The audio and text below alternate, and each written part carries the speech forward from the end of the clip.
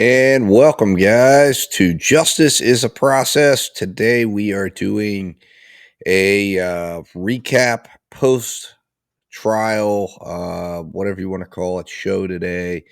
Um, and we are looking at and covering the state of Florida versus Franklin Tyrone Tucker, otherwise known as the Treehouse murder. So I've got a little synopsis up there for anybody who's not familiar with this case.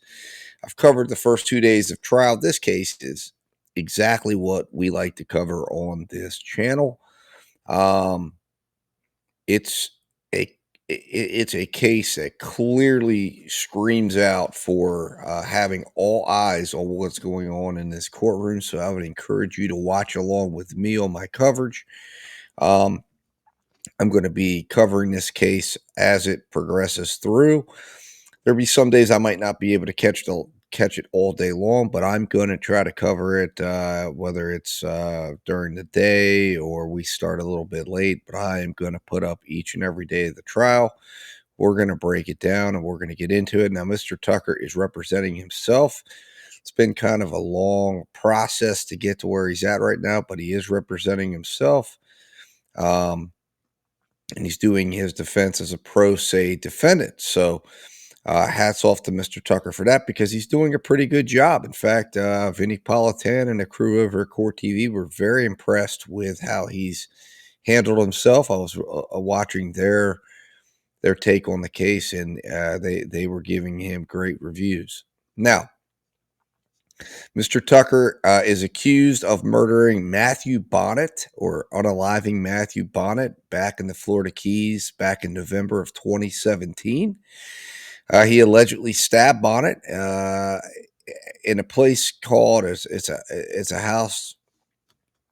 Basically, it's a trailer with a structure built on top of it, known as the Treehouse. And Mr. Tucker, and two others were arrested in the case. One of those was already convicted in a separate trial. Another turned state's evidence and is testifying against Mr. Tucker. The allegations here is that it was a drug deal for drug money, and he is representing himself. And there has been an immense amount of controversy surrounding this case. There has been national coverage on it at different times. Trial right now is catching a little bit of national coverage, but this is a case where there is a lot of corruption, a lot of issues, a lot of problems, and we are going to watch a segment today, and I'm going to get into breaking down information surrounding that segment of court that you're going to see. Just an absolute disturbing moment in court. We're going to get it queued up here, and we're going to watch that first, and then I'm going to bring to you some documents and some information in regards to what you're going to see here. Pertinent information, very important information. I have a lot of documents and things on this case that I am going to be sharing as this case progresses. So stay tuned, get subscribed, and it's definitely going to want to come here for information on this case. It's a very interesting case. But let me get the video queued up here. Give me a moment. We're gonna take a brief second, and we'll be back with live courtroom footage here. Give me one moment.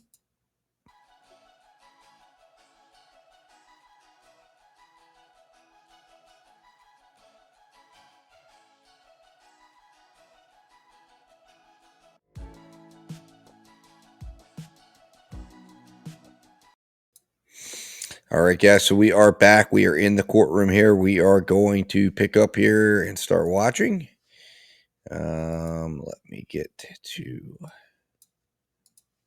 footage here. Turn it on. We're in the jury room, so any resolution of this?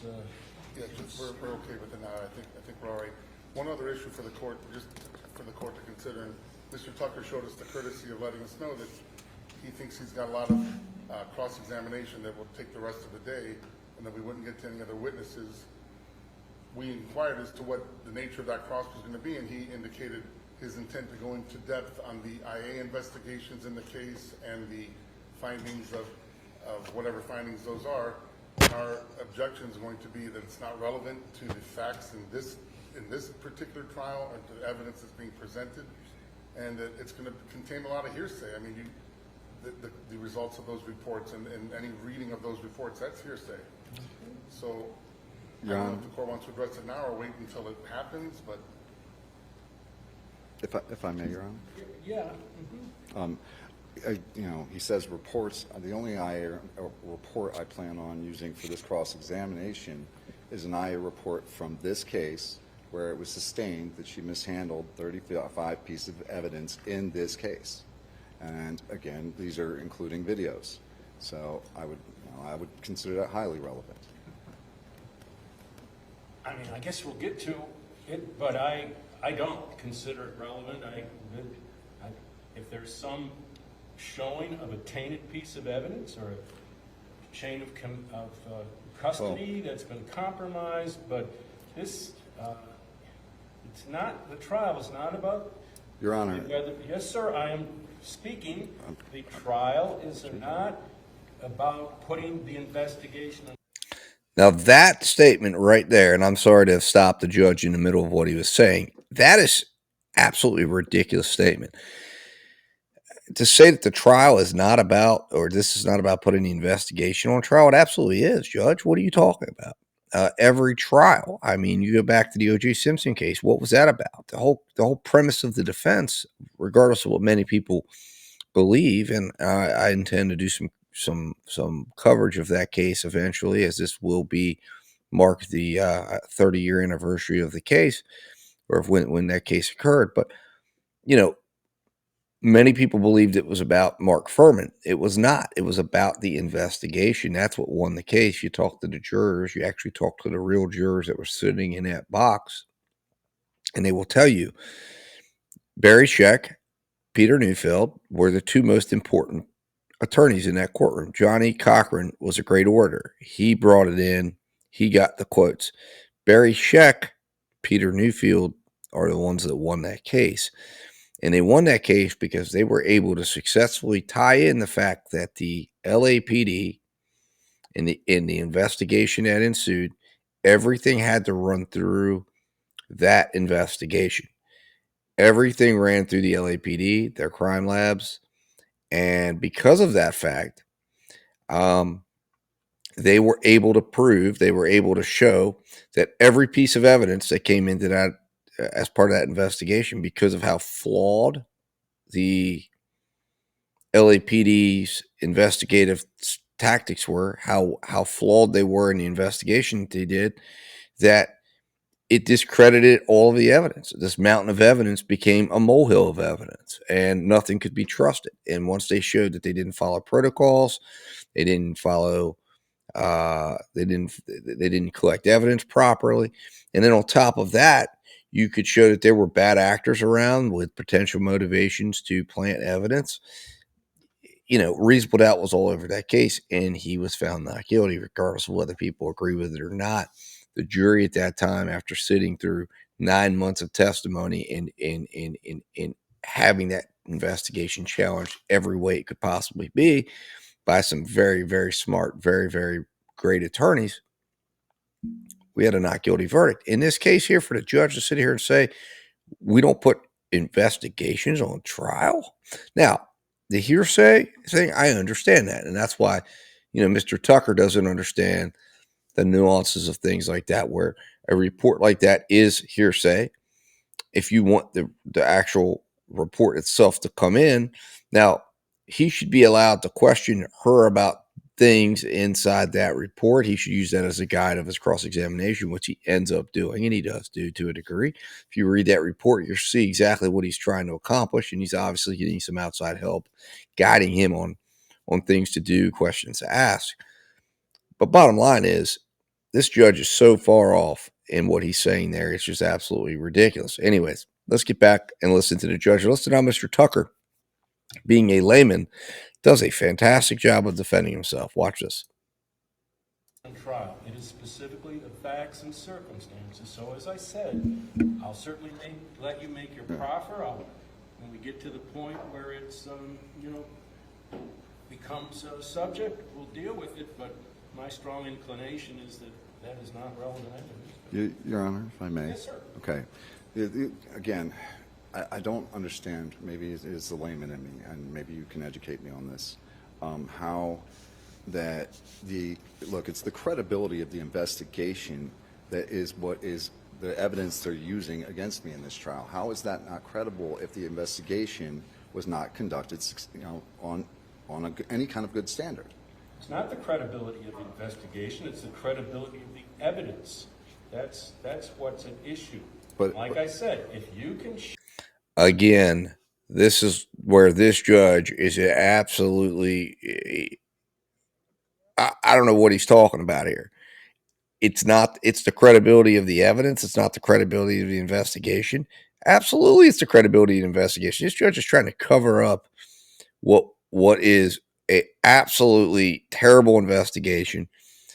There's potential here that this was even possibly, again, and I don't know how far he'll get to go into this in this trial, but if you're reviewing the case file, you see there's a potential here that the police are covering up their own involvement in this case, that this was something that originated with them and got out of control, results in a murder or an unaliving, and here we are, right? And now they're going to try to pin it on him because the individuals that were involved in this case, the people that have turned on him, were working for the police, and the police are trying to cover up what they did. And trying to have a basis to help out the individuals that were helping them out. And that's what he's going to allege here, is that essentially what they did is he became available to the police because he was living in the same building as them, as these other two individuals, or as one of the individuals. He gets dragged into this because he's a neighbor. He's a friend. He's got nothing to do with what's going on here. The victims of this case, not one victim has said he was there. Paula Belmont, who may or may not get to testify due to health reasons, but she's given depositions in this case, 3 depositions, which I have those transcripts, and we will go over. We will put them on the record, even if the court doesn't get them on the record. They will go on the record here. Justice is a process, because we're going to read through them. And she says he was not there. She knows his voice. If someone gives me a across the neck, right, I'm not going to want them to walk. She has no reason to give him a pass. She clearly goes after Detroit, which is the guy who does this, right? The leader of this. There's another guy with him. She says it's not him. He says it's not him. It wasn't him. But the police, and this thing goes in that direction. And it goes in that direction because of the witness that's on that witness stand right now, who it was not a good investigator, who was a deficient investigator, and whose this report, when you read this report, absolutely just lays her out. And then you go into the other cases she was involved in, 13 other cases that she was just deficient in, lazy, not following her reports. There was cases involving upsetting cases that would upset a lot of people that involve young children that she wasn't even pursuing properly. She wasn't moving them forward. She wasn't doing her investigative capabilities. She was lazy. And it was her laziness that ensnared this poor man, it appears. And I hope, if that is what happened here, and he is in fact not guilty, I hope he can defend himself, because let me tell you, this judge, state of Florida, the city of Key West, or, town of Key West, I don't know, whatever it is, they're coming at him. They want him, and they want to put him behind bars because they want to cover up what has happened here. Incredibly enough, you're going to learn here today. I'm going to show you the documentation. There was a DA who got her law license suspended over her interactions in this case. Police, the 2 detectives that were the lead detectives, one of them is now is now out of investigating homicides. He's now into drug task force. He got moved away from anything like this. The lady that's on the stand right now, she gets demoted and put down. Well, she was being put on road patrol. She decided she just wanted to go to 911 and answer the phones. Okay. And the state is decided to proceed with this case. They tried to set him up by putting a informant, which again, I have the records showing how they moved this informant around. And this informant is somebody who basically this is what he does. You know, he gets in trouble and then he works for the police and he manufactured a story around him. They planted the stories in these people and in these individuals' minds, and they told them what they wanted. And again, we'll see how much is allowed to come out. We'll see how well. So far, Mr. Tucker's done a great job, but if he does a good job, this should be a case that gets national headlines, and there should be people that are just screaming at what occurred in this case. And we're going to do our part over here. And I hope if you're watching this, you do your part to move this around and help Mr. Tucker out here to get the word out on what happened in this case, because it deserves to be talked about. It deserves to be, to have anger, to have people saying this is not justice. Justice is a process, though.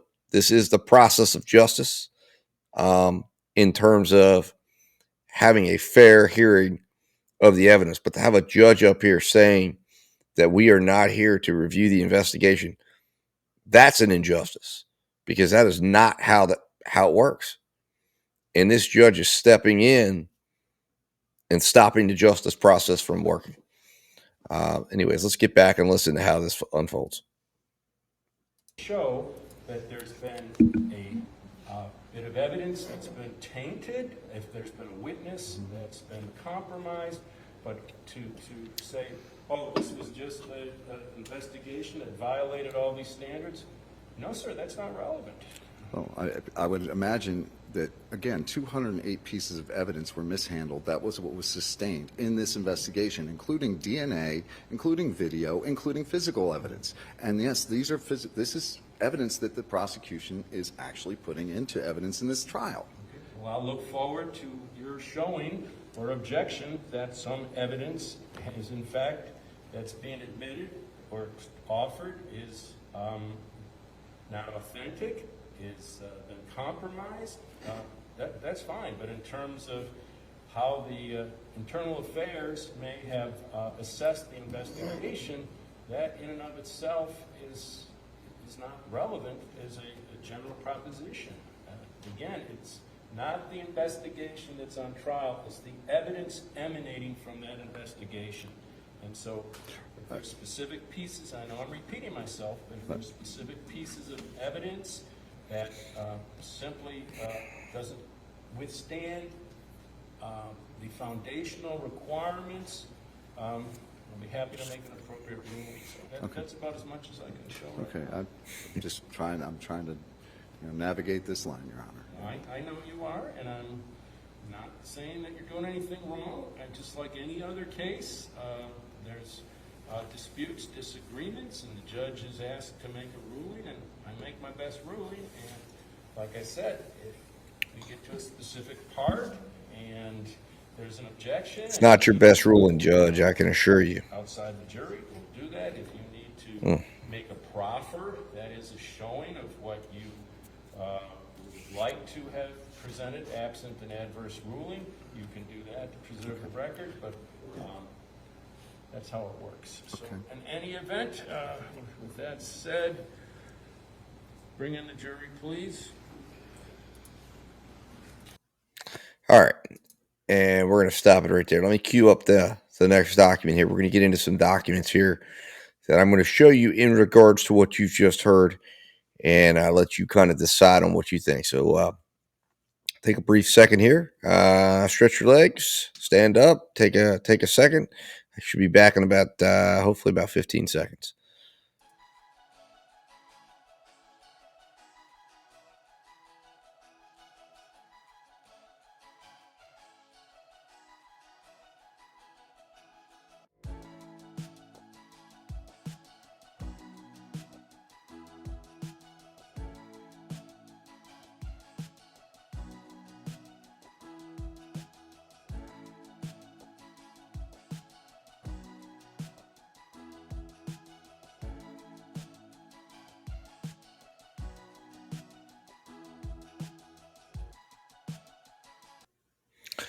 All right, guys. So I'm back here, and we've got this article from the Key West. This is a local Key West newspaper, and we're going to go through this here because this is a fantastic breakdown. This is from back in 2021 when this was reported on, and it says Treehouse unaliving. Lead detective claims his boss coached witnesses and fabricated evidence. And that shows you the steps. This is where the actual unaliving occurred of Matthew Bonnett, right on those steps there. So we're going to read through this article, and then I'm going to show you some exhibits from this article, kind of to back it up, bolster it a little bit. So let's go through this here. So there's a new ripple in the Treehouse murder case. In a March 8th, 2021 deposition, the lead detective claims his boss at the sheriff's office had coached witnesses and used fabricated evidence in building a murder case against Franklin Tyrone Tucker. So on November 17, 2017, two masked men attacked 53-year-old Paula Bellamont, who lived on the roof of Matthew Bonnett's treehouse on Stock Island. One of them put a knife to her throat and demanded money. Belmont screamed at the top of her lungs. He cut a 7-inch gash in her throat. Alerted by the screaming, Bonnett rushed upstairs, and the two assailants went after him, and he was ultimately stabbed multiple times from behind as he tried to run away. Belmont survived, but Bonnett was dead by the time police arrived. According to the state prosecutors, Ty Tucker is the Treehouse unaliver. His roommate in a deserted warehouse, Rory Wilson, said he did it. A woman named April Walker saw him get rid of his bloody clothes the night of the murder, and after his arrest, he confessed to his cellmate, Naheem Jackson. Jackson said Tucker admitted to having stabbed 59-year-old Bonnett. He was so shocked by Tucker's apparent lack of remorse that he spontaneously reports the confession to sheriff deputies. Now Tucker is facing life in prison. At least this is the prosecutor's story. So there you have it, guys. This is the story the prosecutor told in opening statements. They're still sticking to the story today. And this is what we're going to see presented over the next few days starting next week. But as you're going to see a preview of what Ty Tucker is planning to prove. And we'll see how well he does it, because there is a lot here. So this is a fantastic breakdown of this case. Let's get into it, guys. Let's break it down here. The problem with that version of the facts is that there are two victims who did survive the assault, Paula Belmont and Todd O'Quinn. We've already heard from, I believe, Todd O'Quinn, or at least, actually, I don't think we've heard from O'Quinn. I think there was another guy that they heard from in there that also survived. And they both knew Ty Tucker, and both insist to this day that he wasn't there. Okay, so Paula Belmont and Todd O'Quinn knew him. The other guy that we've already heard from, and he'll be named later on in this article, he never knew Ty Tucker, and he says he didn't see who did this. Because there was the individual who he knew as Detroit. He could identify him. The other guy, he said, had a mask on, and he was not able to identify who it was. Says, I must have told the detective probably around 10 times that it was not Tucker, said Paula in her September 28th, 2020 deposition. I have that deposition, guys. I've read that deposition. This is exactly what she says. She testifies in this case. That's going to carry some weight with that jury. I guarantee it will. Question is whether she'll actually be able to testify, and the state is doing everything they can. And so is the judge. The judge is going to rule whether or not she can testify via Zoom. And let me tell you, they're trying their hardest. That was what was discussed at the beginning of day 2 of the trial. Go back and watch it after you hear this story. And we talk about things. All of this will hit different, right? Everything going on in that courtroom is going to hit different when you understand what is going on. Around the treehouse, people have their own theory of what happened. A feud between two women had caused the death of an innocent man, old Matthew Bonnett. The women are Paula Bellamont and Anathea Clay, both believed to be informants to the sheriff's office. And this is the key here, guys. it's believed Paula Belmont and Anathea Clay were informants. The Treehouse was operating because the police were using it as an opportunity to try to run drug transactions that they were able to monitor and make arrests out of. And it got out of control because, as you're going to see, these two women end up playing the police and everyone around, and both, off of each other, and they end up in a feud, and it ends up spilling over into the situation that occurs at the Treehouse that results in a death, and then the sheriff's office is left holding the bag, so to speak, having to explain why they're involved in this and how their informants end up in a feud that ends up in resulting in the death of a citizen. And of course, they've got people that they're involved with that they know are working with them. And, Tucker is an odd man out. He's the guy they can lay it all on and also have the excuse to help other people out because they're turning on Tucker. He's the guy they can blame, and they can help their informants out and get them out, give them sweetheart deals. And that's what happens here. So anyways, let's keep going. A number of people came forward to detectives, including Paula, saying Anathea organized a heist which turned into unaliving. The status of the Treehouse itself is somewhat of a mystery. Every member of law enforcement who responded to the murder that night, to the unaliving that night, seemed to know that Paula Belmont was dealing drugs in her makeshift apartment on the Treehouse roof. Yet we found no records of drug arrests at that location for the 9-month period just prior to the night of the unaliving. A confirmed confidential informant told the Blue Paper that the sheriff's office had been working the Treehouse. Some puzzling details have emerged.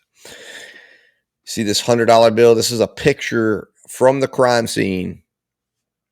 A marked $100 bill was found flopping around at the scene that night, and an officer is heard saying, "Oh, it's mine. You check the serial numbers.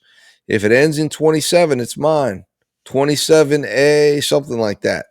The number ended with 72A.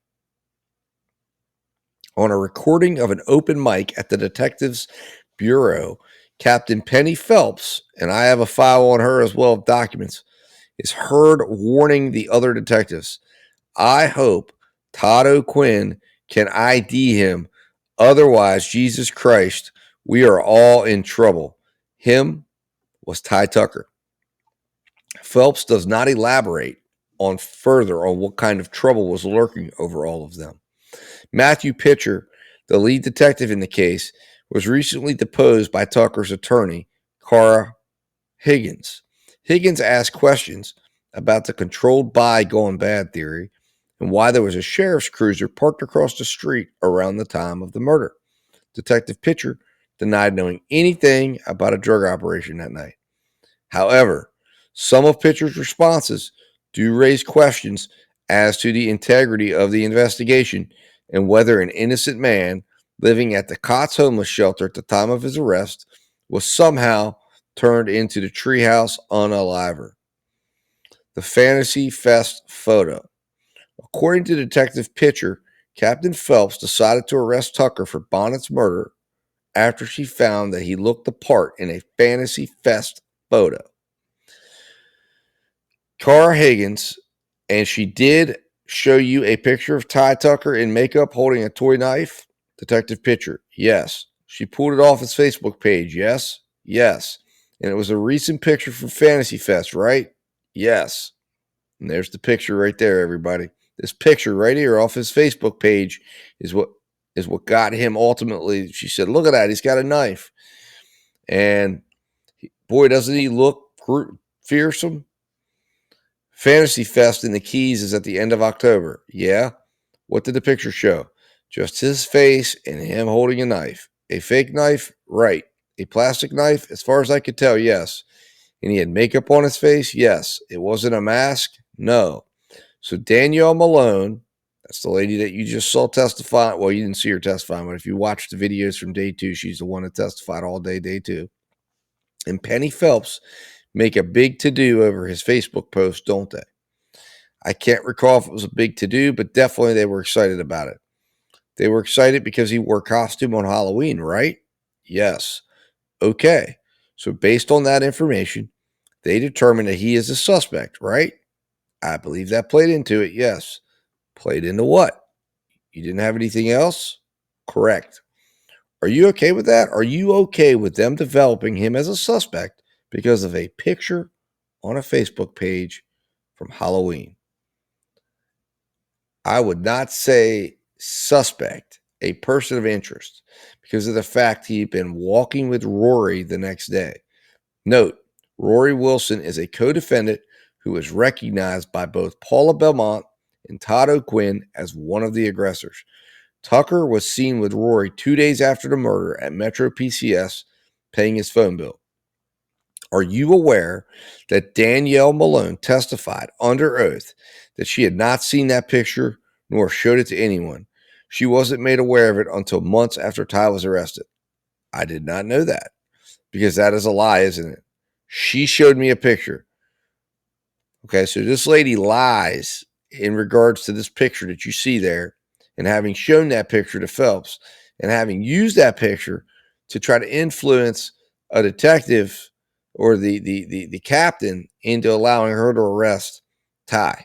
I mean, this is how inept this woman is. She goes on his Facebook page and sees a picture of him at a fantasy fest and says, "Oh, look at him. He's holding a knife. He looks pretty fearsome. He must be the guy." Unbelievable. During the deposition, Detective Pitcher revealed that before finding the infamous Facebook photo, the investigators had no evidence against Tucker. Okay, at that point, when you are executing a search warrant, the only information that you have about Ty Tucker is that he walked to the store with Rory Wilson to pay his own cell bill and that he dressed up on Halloween. That is correct. And again, you had no evidence, right? Correct. Nothing. Correct. So he was guilty by association. He became a person of interest or suspect because of the association. Do you think Penny Phelps acted properly throughout this investigation? No. Obviously, she was released for one thing. The detective Pitcher said it's for a jury to decide whether Tucker was involved and whether he is the unaliver. But Pitcher also claims that Captain Phelps coached and directed most of the testimony for the prosecution. Now, if you watch closely what Ty Tucker is trying to do, what he spent the afternoon and, well, not really the afternoon, the morning doing and some of the afternoon, is he was trying to establish this fact that there was no evidence at all besides these witnesses that came about later on, but that for the first few days of the investigation, there was zero evidence linking Ty Tucker. The only thing that links him there is they find his Facebook page because they're doing a social media scrub. And then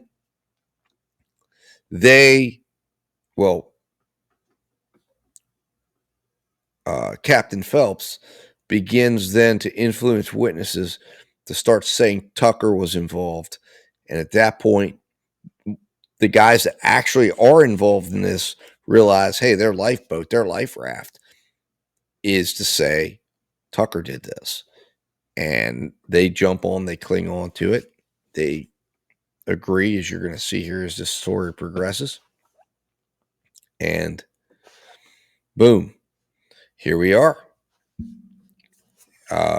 with Ty Tucker charged in this case. Let's keep reading.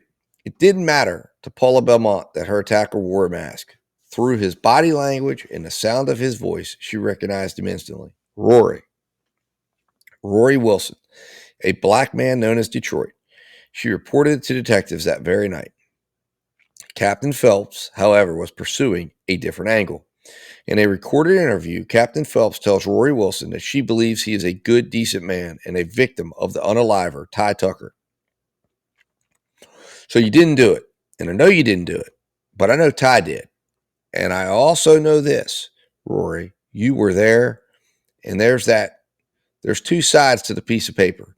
And you get this one chance to tell us your side of the story. Rory, one chance. We're all you got right now. Rory, you didn't kill anybody. I absolutely believe you.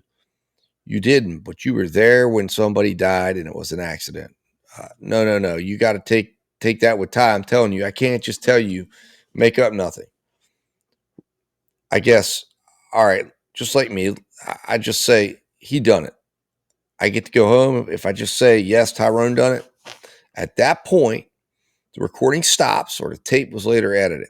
Nobody seems to be able to answer why there are 3 minutes missing in the recording. Did Captain Phelps make some promises to secure Rory Wilson's testimony against Tucker? When the recording resumes, Rory has a change of heart. He will now endorse the Tyrone did it version. He just doesn't want to be known as a snitch. Kara Higgins asked Detective Pitcher what happened in the missing 3 minutes. What happened during those missing seconds, minutes? That I don't recall, or I don't know, I should say. Did you ever look for it? I believe that IT was asked to see if they could come up with it. Did they find it? No. Okay, prior to Captain Phelps coming into the room, did Rory Wilson make any incriminating statements about Ty Tucker? No. So Captain Phelps comes in. She tells him what to say too, doesn't she? She gives him a path to go down, right? And she tells him what to say, right? Yes. Were you concerned that she was feeding Rory Wilson a story? Yes, I did not care for the interview. April Walker told Captain Phelps that on the night of the murder, she saw Tucker getting rid of some clothes. At the time, April Walker was pregnant with Rory Wilson's son. Rory confessed to being at the Treehouse, but at her deposition, Walker said Rory was home with her the entire night watching TV and making spaghetti. She also said Rory was nonviolent. That was not true either. Police had previously responded to a domestic violence complaint against Rory at their place at the warehouse. Again, Detective Pitcher appears uneasy with Captain Phelps' interview of the witness. I'm asking you, based on your observations, watching the video of Captain Phelps confronting April Walker, was Captain Phelps asking her questions, or was Captain Phelps telling her what to say? In my opinion, telling her what to say. I'm asking for your opinion if you are alarmed by that as the lead detective in this case. Are you personally alarmed by that behavior? Yes, it was very concerning. April Walker hates Ty Tucker. Correct. Penny Phelps was telling her what to say the second that she met her, correct? Yes, she was coaching her. Do you believe that Penny Phelps manufactured evidence in this case? Yes, I believe she led some of the witnesses down a road.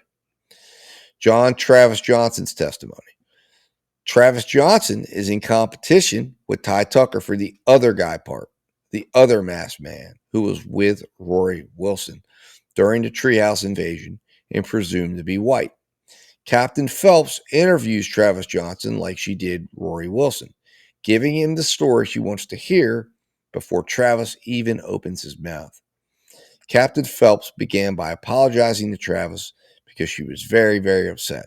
She claimed she had just learned that Tucker, the unaliver, had threatened to kill April Walker and her baby.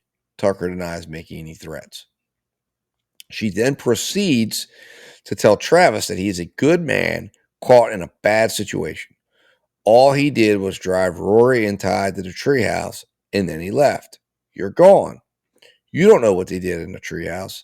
Finally, she asked Travis, so tell us what happened. And Travis responded, you just said it. The problem with this version of the extent of Travis's involvement is that a few weeks later, Paula's black backpack, which was stolen during the attack, would be found in the house in Big Pine where Travis was living when he was arrested 5 days after the unaliving. The bag had been shoved inside an air conditioning duct. Now, I want you to understand this, because if he's the alleged driver, guys, like they're saying, how does he get the bag? Because allegedly he drops them off and leaves. And it's even alluded to in the video that there's a claim that the truck that drops these two guys off leaves. It's impossible, okay, if this gentleman is in fact the driver of that truck, how does he get the bag? How does he get the bag? So he had to have been there to get the bag. And it ends up down at another house that no one else had access to but him. Naheem Jackson, the cellmate's testimony. Now, this is important. because this really shows you the character of these police officers and what they're willing to do and how far they're willing to go to try to get Ty Tucker. The alleged confession of Ty Tucker to his cellmate, Naeem Jackson, happened at a critical moment. At that time, all the victims had denied that Tucker was involved, and the coroner's report had come back, leading to the conclusion that the unaliver was likely left-handed. Rory is seen in the Phelps interview signing a document with his left hand, while Tucker is later seen signing with his right hand. That is when Pitcher receives a providential report. Tucker's cellmate came forward claiming that Tucker had confessed to unaliving old Matthew Bonnett and having deliberately struck with his left arm in order to frame lefty Rory Wilson. Now, I want you to think about this. The case is going over, and there's memos, okay? There are memos in the file where she's alluding to this, and they're talking among each other, the officers that are involved and have the relationships here, talking about the issues that are coming up in this case and that they need to make sure Ty Tucker goes down for this. And then suddenly, Jackson is moved into the same cell block as Ty Tucker, and boom, here comes the confession. Crazy. And it's taking care of their left-hand problem. At Tucker's bond hearing, Assistant State Attorney Colleen Dunn used Jackson's testimony to convince Judge Jones to keep Tucker in jail without bond. Now, see, Dunn ends up getting her law license suspended because of the action she takes in this case. Now, let's read on. Jackson, Dunn said, was a man who had nothing to gain. He had no incentive, at least no identifiable incentive, not to be a credible witness. Detective Pitcher told Judge Jones, Mr. Jackson told me he wanted to talk to me because it very badly upset him the way Mr. Tucker talked about the unaliving, that he had zero remorse, feeling, or guilt, and that it was just part of business. It worked. The judge denied bond. Since then, however, the defense team investigated the movements of inmates in the county jail. They found that Pitcher and Phelps had Naeem Jackson move next to Rory Wilson, and that he was then made to bunk next to Tucker. They also discovered that Jackson had been a professional, confidential informant since 2011, and that contrary to what had been told to the judge, Jackson was under contract as a CI with the Monroe County Sheriff's Office at the time he allegedly received Tucker's confession. In a recorded interview at the jail, Detective Barrios asked Jackson, "What's your end game here?" Jackson responds, "Of course I want something. I want the charges dropped so I can go back home on probation." Jackson was released after his case was reassigned to Colleen Dunn. There you have it, guys. She lies to the judge. She releases him on probation. And she herself ends up getting in a lot of trouble. So here we go. Let's find out. It says, where is the case now? Since then, Phelps has been fired for ordering a subordinate to act like a white supremacist when questioning black suspect Rory Wilson. FDLE's DNA testing shows that Rory, Paula's, and Bonnett's DNA are on the knife believed to be the murder weapon and on a mask found near the Treehouse. And that Ty Tucker's DNA has not been found on any evidence linked to the case. In a text to Phelps, Dunn called the lab results the crappy FDLE report. Dunn was reprimanded for prosecutorial misconduct in another capital case. She was removed from the Treehouse case and reassigned from the state attorney's office just prior to being barred from practicing law for 1 year by the Florida Supreme Court in January of 2020. Judge Jones released Tucker on $2 million bond nearly 2 years after his arrest in November of 2019. He is now under house arrest. The public got a crack at discovering what criminal justice looks like for ordinary people caught in its gears. None of the prosecution's disturbing methods would have come to light if Tucker, the homeless man arrested at Cots, had not miraculously been given a dream team of attorneys and investigators. And this is getting into the fact that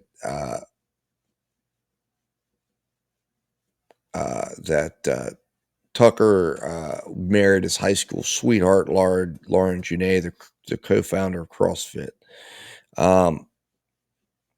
So anyways, this gives a very nice layout of all of the misconduct, all of the things that happened in this case. Now we're going to go over a few things here. I want to show you a few supporting documents here. So give me one moment here. We'll take a brief break. Let me get these supporting documents up. We'll take a breather here, get the next one up.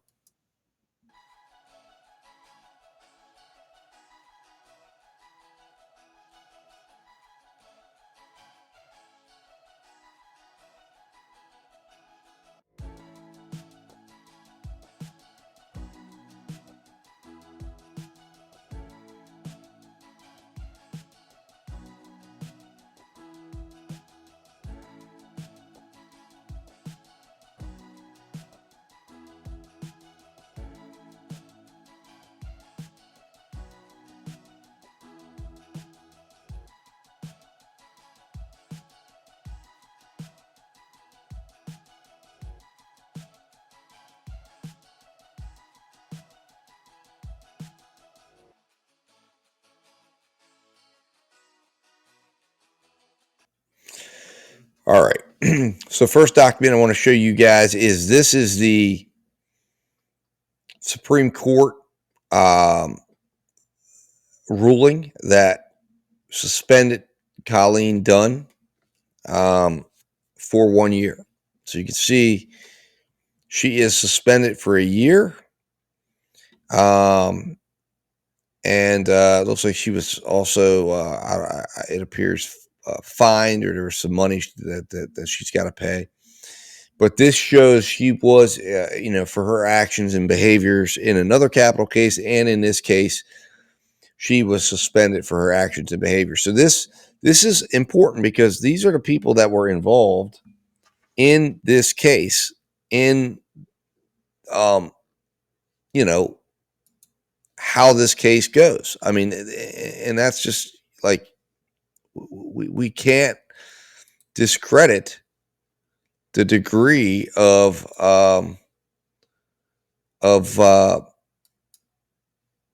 just underhanded sneakiness going on in this case. I mean, it's just really really upsetting. I mean, when you think about it,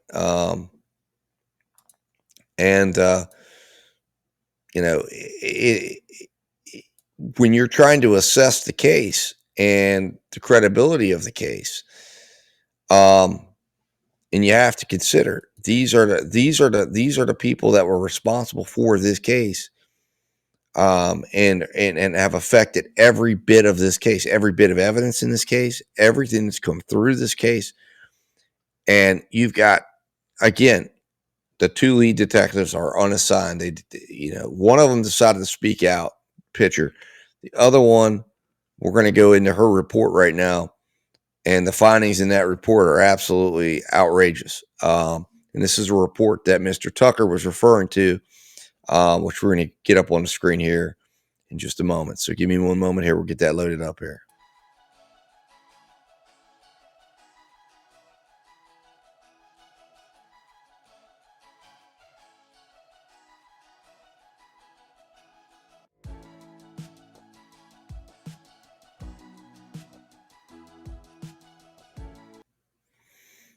All right. So this is the report, the IA report on Danielle Malone.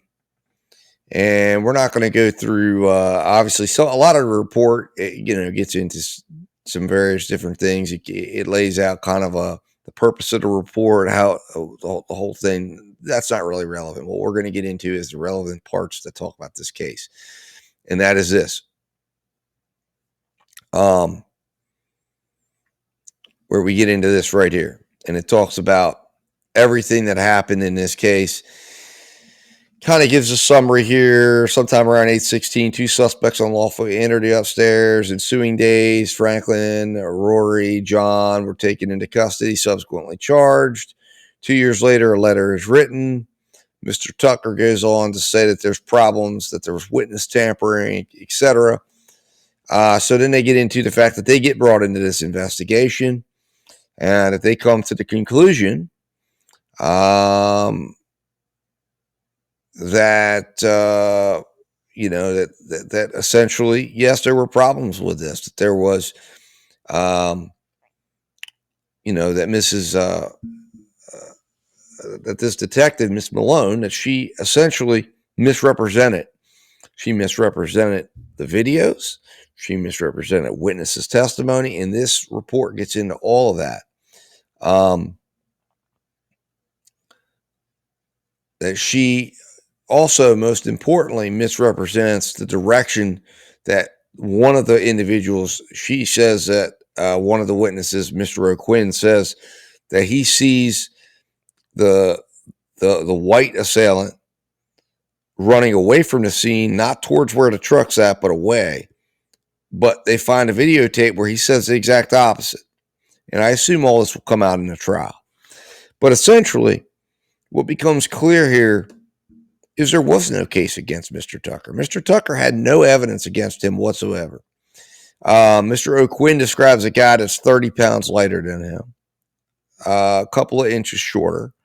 And essentially, it's clear that the only people that are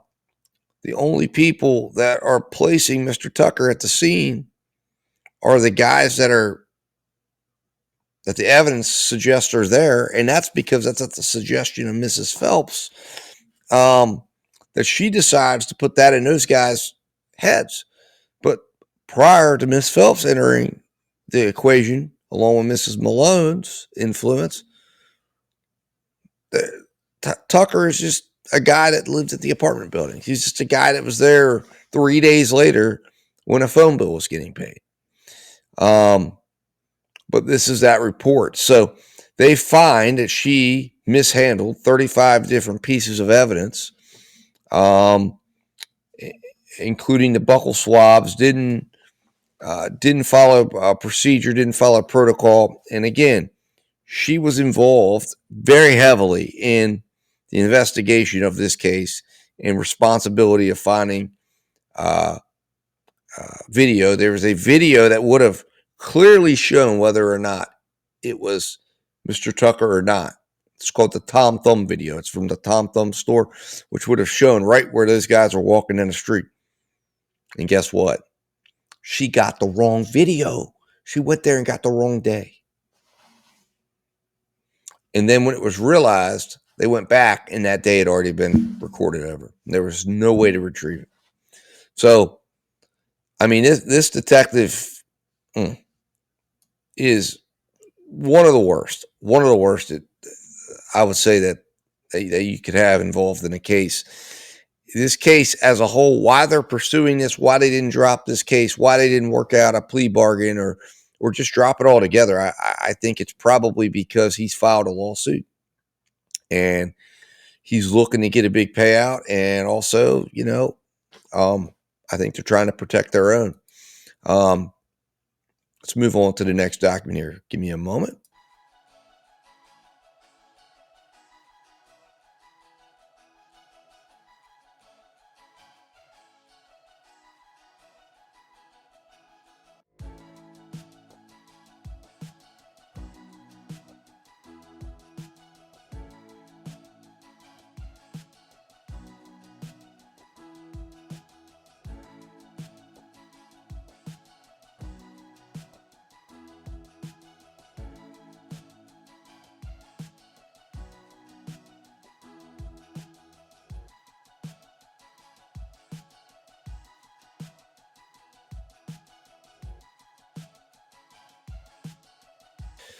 All right, so the final document I have queued up here that we're going to get into tonight is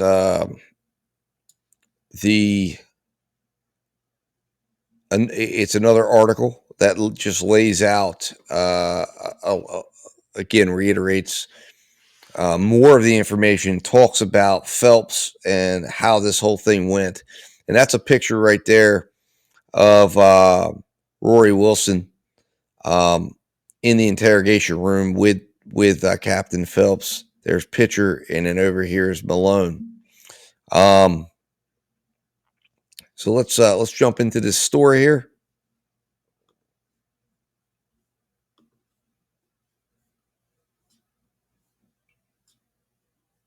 I lost the story. I don't know.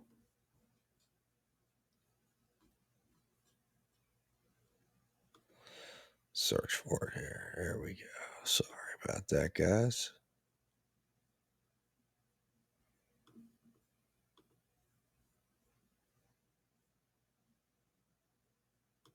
All right. So for nearly 2 years, Ty Tucker has claimed he's being framed. He's accused of stabbing Matthew Bonnett to death one night in November of 2017. It's a Key West story, and we kind of already know all this, so I'm going to skip through this. And let's talk. Let's learn about Colleen Dunn. This is what we want here. Colleen Dunn is no shrinking violet. She became an instant local hero one evening after she was attacked on the sidewalk outside of the Green Parrot. The robber tackled her from behind, and as the story goes, while he had her on the ground, Ms. Dunn mule kicked him in the face, knocking him out with her handbag, and called police. I love that story so much I thought of painting an 8-foot picture of her in heels, a foot on the hoodlum's chest, like a trophy picture of a bloody buffalo at the end of a safari. Unfortunately, my hero seems to also have a darker side. According to court papers filed by Carla Higgins, Assistant State Attorney, Colleen Dunn is soon to go on trial herself, as the Florida Bar Association accuses her of having withheld crucial evidence in her prosecution of ex-police officer William Skinner. Coincidentally, Miss Higgins is a witness against ASA Dunn in that misconduct case. Ms. Higgins also claims ASA Dunn was dishonest with Judge Jones during Tyrone Tucker's bond hearing. The only independent witness who helped place Ty at the Treehouse on the night of the murder is the jailmate who said Ty bragged to him about killing Matthew Bonnett. But how credible is this witness to such a gratuitous confession? ASA Colleen Dunn assured the judge that the jailhouse witness was not a confidential informant, that he had no expectations. He just wanted to tell the truth, and the judge denied bail, specifically referring to the great weight of the jailhouse witness testimony. However, Miss Higgins investigators discovered that the jailmate, Naheem Jackson, is in fact a contract informant with the sheriff's office. By looking at the inmate movement records at the jail, Higgins investigators were able to establish that Tucker and Rory were, one after the other, purposely moved to a bunk next to Naheem Jackson. When Higgins was able to depose Naheem Jackson, he admitted having met with sheriff detectives who were investigating the Treehouse murders before bunking next to Tucker and receiving Tucker's alleged confession. Jackson explained that he'd been leaving messages for Detective Pitcher while talking on the phone with his girlfriend, who would then pass them along. At one point, Jackson met for a recorded interview with Detective Bernardo Barrios. Barrios encouraged him and told him to go back and see what else he could dig up. Before parting, Barrios asked, "What's your end game?" And Jackson answered, "Of course I want something." He then listed what he wanted. His charges dropped and to be released and his life back. ASA Colleen Dunn was assigned to Jackson's case, and he was released 2 weeks later. That certainly is a far cry from the description ASA Dunn gave to the judge about Naheem Jackson, an individual who has no incentive, at least no identifiable incentive, not to be credible with respect to the statement he made to the detectives. Tucker has been awaiting trial at the Monroe County Detention Center on Stock Island since late November of 2017, and the prosecution has indicated they are not going to be ready before 2020. That is a long time, says Lauren. Though through this fight for Ty's freedom, the two have fallen in love. We've applied to get married in jail, and this is talking about Lauren Janae, whom he does marry, and eventually gets out on bond. So let's move on to Kenny Phelps. Captain Penny Phelps is the head of the Detective Bureau at the Sheriff's Office. Her recorded interview of Rory Detroit Wilson just days after the murder shows how remarkably effective she can be when dealing with bad guys. Rory at first denies any involvement. He had us convinced. But Captain Phelps keeps up the pressure. She knows his weak point. Rory's wife, April, is nearly 9 months pregnant. Their son is due any day. Phelps keeps telling him he should be going home to his wife because he's a good and decent man who simply was double-crossed by his friend Tyrone. Ty did it. Ty did it, she proclaims, pounding on the desk. It's 1:30 a.m. Rory finally begins to crack. Her methods seem incredibly effective, maybe a little too effective. When looking carefully at the timestamp on the video, we realize that just before Rory changes his mind and signals that he's ready to cooperate, there's a 3-minute lapse in the recording. We are told that there's a fine line that police interrogators cannot cross. They can't make secret promises to a witness. In the recorded interview, Rory is steadfast, denying everything before the mysterious cut in the recording. His last words before the gap were, "I can go home if I just say, yes, Tyrone done it." Rory's next line 3 minutes later is, "I just don't want to go down as no snitch. We've asked the sheriff's office about the missing 3 minutes." But why was Captain Phelps so sure Ty did it? At the time, she did not have the benefit of the medical examiner's report, but we do now. All of the stab wounds are from back to front and from left to right, consistent with a man who attacked from the back, striking with his left hand. In a video of one of Rory's interviews, he's seen leaning forward to sign a form. He takes the pen, signs with the left hand. In a recorded interview of Ty Tucker, Ty takes the pen and signs a similar form with his right hand.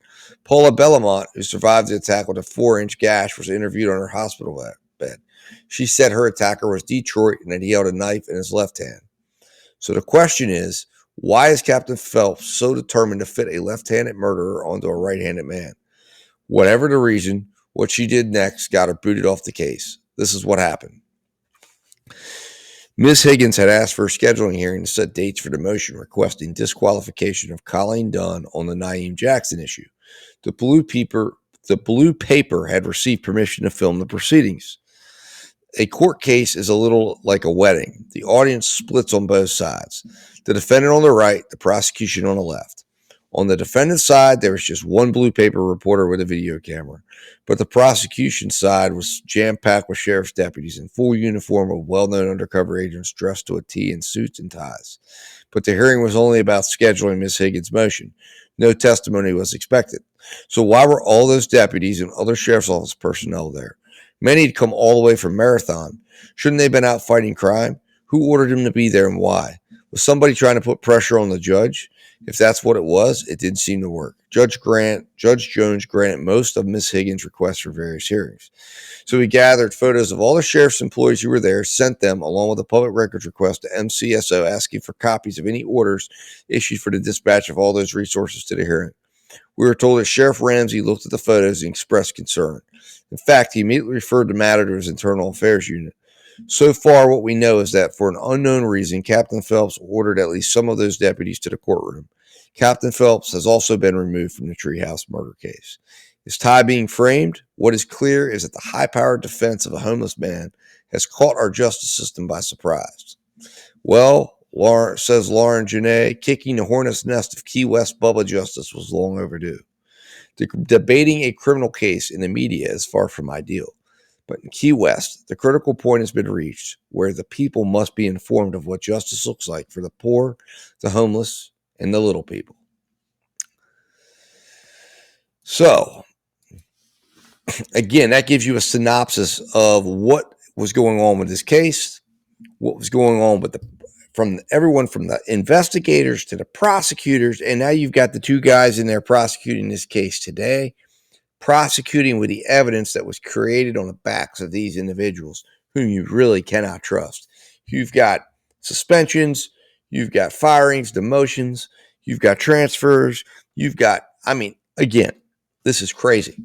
But this is a case right here where they are interfering with the justice process. Because justice is a process. It's a process of having a case reviewed, or first having a case investigated, having evidence collected properly, and then having that evidence assessed as to what, if any, charges can be filed based on the evidence. Charges filed, those charges are then taken to court, and they are reviewed by a jury of 12 citizens, and the defendant's allowed to ask questions and bring in any counter evidence to those charges, and then the jury's allowed to make a decision. And these people have interfered with that process. They've diluted the process. They've perverted the process. They've destroyed any chance that this could be a fair trial. So in my opinion, before this thing even gets started, I believe Ty Tucker should be found not guilty based on if all of this can get before the jury, because none of the evidence against him is credible. None of the evidence can raises to the level of beyond a reasonable doubt. There's questions about all of it, and we'll see how it plays out. But I think it's disturbing that the state of Florida has lost its track here. But I think there's more to it. Whether or not there will be further investigations as to trying to figure this out. I think the civil case that Ty has filed, if he wins this criminal case, the best shot of figuring this stuff out would be in the civil case, which depositions have already been taken. Investigations are already occurring in that regard. And I think that's where he's gotten a lot of this training from that's allowed him to come into the courtroom and impress a lot of people. But, what a case. So, anyways, guys, look, I wanted to bring this to you because that very important exchange occurred where a judge is suggesting and insinuating that the investigation shouldn't be on trial. And it absolutely is. It absolutely is on trial because it is the investigation that creates the evidence. And if the investigation is flawed, we can ascertain that the evidence will be flawed as well. Everything flows in that line. It flows through the investigation to the evidence, and then you have what you have. So you cannot, Your Honor, respectfully, say that the investigation isn't on trial. Now, I will say that obviously bringing a report in without having the individuals who participated in making that report testify, or without bringing in the individuals brought up in that report and questioning them about the contents of that report, yes, there are challenges, and that's why Ty Tucker, it's going to be challenging for him to be able to properly do all of this, and that judge is doing his darndest to try to keep this stuff out and doing it in an illegal way, in my opinion, by making a claim that, he's got to show, certain evidence was tampered with. No, he doesn't. That's not true. He doesn't have to make that show. I mean, that report enough, bring in the people, raise the questions. That report is his blueprint for his defense. If he follows that, he'll be walking out of that courtroom, and he'll be a national sensation because he will have successfully defended himself against murder, which is unheard of, and you don't normally get a competent defendant like that. But anyways, guys, I hope you've enjoyed this presentation. I've got more. We're going to be reviewing the depositions of Paula Belmont. We're going to be going into the files further into the files here, looking at depositions, looking at Pitcher's testimony. When he comes up, we're going to look at his depositions and things of that nature. We're going to dig deep into this case because this case deserves attention. This case is what we watch for. These are the cases we need to be watching, because it is when you're watching, justice has to work. Justice works better when we watch. It allows situations like these to either never be allowed to occur, or if they're occurring, bring attention to them and stop it from completely leading to somebody who's innocent going to prison and being negatively hurt by some bad apples. Anyways, guys, until we talk again, I'll be covering this case again on Tuesday. I may come back in and do some further review here tomorrow and on Monday since it's a holiday. But until then, guys, let justice prevail, and I will talk to you soon. And don't forget to hit that subscribe button. Also, do me a favor, share this video if you made it this far. Share this video, get this message around. We want to get it out. We want people to become aware of this case. We want to get as many eyes watching as possible. So do your part. Hit that share button. Hit that like button. Subscribe to the channel. Like I said, I'll talk to you soon. In the meantime, let justice prevail.